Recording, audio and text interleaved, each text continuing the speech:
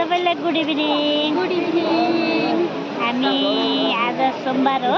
सोमबारको दिनमा पशुपति मन्दिरमा टेम्पलमा छौँ होइन। हामी दिदी बहिनी हौँ अनि मलाई व्रत प्रयास कमै लिन्छु तर लिन पनि लिन्न लिने उमा पनि छैन किनभने नलिन मिल्ने भएको हुनाले बहिनीहरूले मिल्छ तर उनीहरूले टिका लगाइदिए त्यसपछि हामी मन्दिरमा छौँ। यहाँ आरती पुरानो आरती लगाउने ठाउँमा छौँ किनभने आरतीको पर्खाइमा छौँ।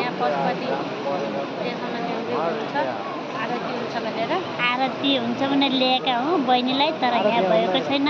आरती हुने अन्तै अर्कै ठाउँमा चेन्ज भएको छ अरे।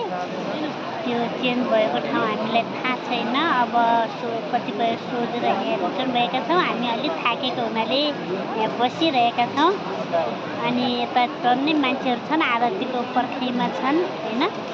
अब एउटा शरीर छ त्यो अब अलिक कमै छन् मान्छे त्यहाँ अनि बागमती नदी रफ्तारसित बगिरहेको छ।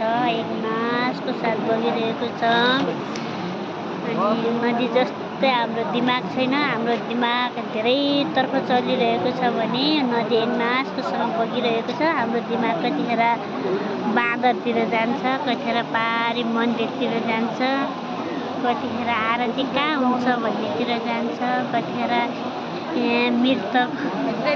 मृतक अवस्थालाई देख्दाखेरि हामी पनि कहिलेकाहीँ यस्तै कतिखेर हुन्छौँ भन्ने डर पनि लागिरहेको छ। कता कता यस्तै गरी यही ठाउँमा आउने होला भन्ने डर पनि लागिरहेको छ अनि अलिकति हाम्रो मान्छेको दिमाग अलिक धेरै चञ्चल हुँदो रहेछ। धेरैतर्फ सोध्ने रहेछ। हामी कहाँ जाने? आरती हुने ठाउँ जाने कि बस्ने? आरती सुन्न जानु पर्यो। पहिलोचोटि आउँदैछु यहाँ पशुपतिमा आरती सुन्न दुई दिदीसँग। दिदीलाई मच्छरले खाएर हैरान भइसक्यो। मच्छरले हैरान त्यो माल दिदी हुनुहुन्छ क्या। मच्छरले धेरै माया गर्छ उहाँलाई।